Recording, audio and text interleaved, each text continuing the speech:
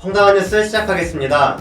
이번 총선은 여러모로 국민의 관심을 모으는 중요한 선거입니다.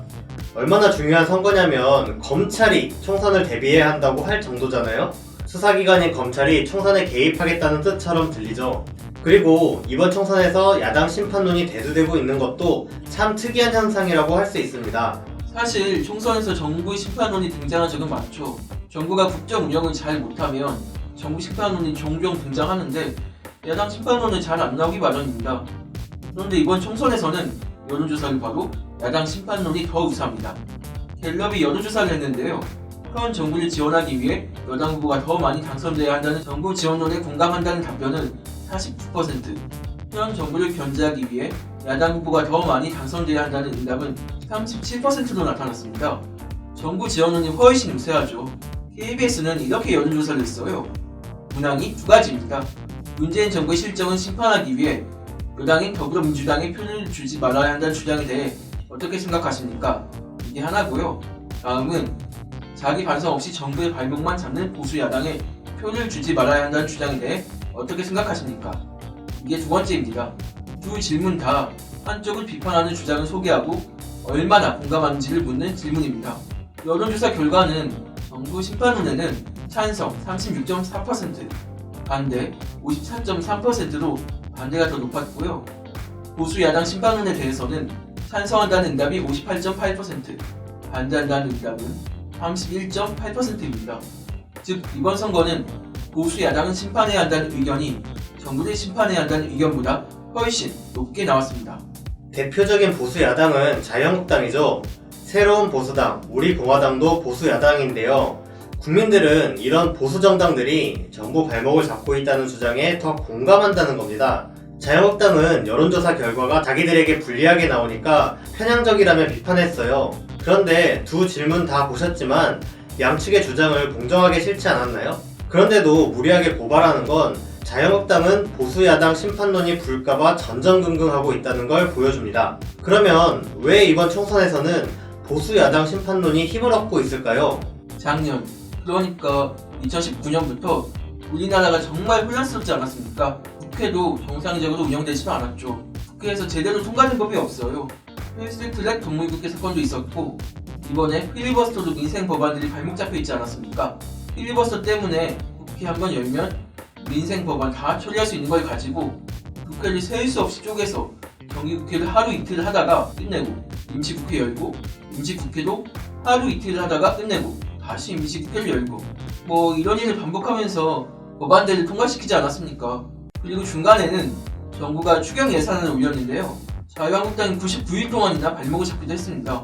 3달이나 국회에 묶여 있었는데 역대 두 번째로 올해 발목 잡혀있던 기록을 세웠습니다. 정말 국회가 언제 한번 순탄한 적이 없었는데요. 국민들은 이 책임이 자유한국당에 있지 않느냐고 하는 겁니다.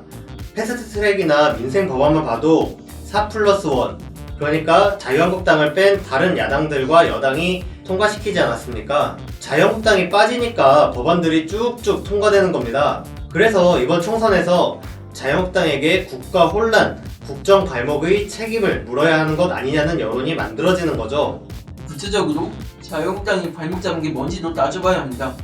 자유한국당이 추경을 발목 잡아서 깎은 예산도 청년 일자리 사업, 지역 공동체 일자리 사업, 고용 창출 장려금, 전직 실업자 등 능력 개발 지원 이런 예산들입니다. 지금 경제 안 좋다, 일자리가 부족하다 이야기 나오는데 이런 예산들을 깎아놓고 자유한국당이 잘 깎았다, 잘했다고 홍보도 하고 그랬어요. 그리고 소방관처우 개선법은 2016년 7월 21일에 발의되었는데요. 소방공무원을 국가직으로 바꾸는 법이에요. 소방관들이 정말 국민의 생명을 지키는 중요한 일을 하시는데 처우가 좋지 않고 국가직도 아니고 열악한 상황이었죠. 이걸 개선하자는데 자유한국당이 반대하는 바람에 이 법이 2019년 11월 19일에 국회를 통과했습니다. 자그마치 3년이 넘게 걸렸어요. 소방관법이 무슨 국가의 근간을 흔드는 악법인 것도 아닌데 3년 동안이나 발목 잡고 있는 건 정말 너무하지 않습니까? 그 외에도 민식이법 같은 경우도 필리버스터를 걸어서 선거법이나 공수처법의 협상 도구로 쓰지 않았습니까?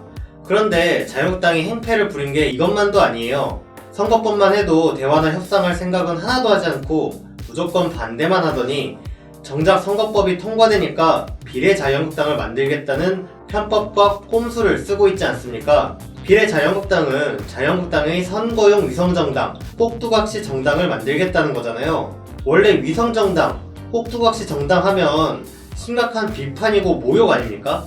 그런데 그걸 대놓고 만들겠다고 어처구니 없는 짓을 추진하고 있기도 합니다. 이렇게 자유한국당이 자꾸 나설 때마다 국정이 혼란스럽고 나라가 불안해지지 않습니까? 오히려 자유한국당이 이렇게까지 깽판을 치고 있어도 정부는 공수처 설치, 검찰 개혁이나 선거법 개정 같은 공약을 하나하나 실현하고 있지 않습니까? 그러니까 이번 총선에서는 이례적으로 야당 심판론이 더 세게 부는 겁니다. 자유한국당은 야당 심판론이 불고 있는 상황에서도 절에 육보를 보낸다거나 하는 어처구니 없는 잘못을 거듭하고 있는데요. 야당 심판론이 총선까지 계속 거세게 불지 관심을 모으고 있습니다. 황당한 뉴스는 오늘로 막을 내립니다. 황당한 뉴스는 황교안의 소식을 전하기 위해 시작해서 지금까지 쭉 진행해왔는데요. 황교안이 당 안팎에서 몰매를 맞고 있는 걸 보니까 새로운 방송을 해야 할 때라고 결정을 내렸습니다. 앞으로 더 좋은 방송으로 다시 찾아뵙겠습니다. 황당한 뉴스는 여기까지 하겠습니다. 지금까지 황당한 뉴스를 사랑해주신 모든 시청자 여러분 정말 감사합니다. 마시면서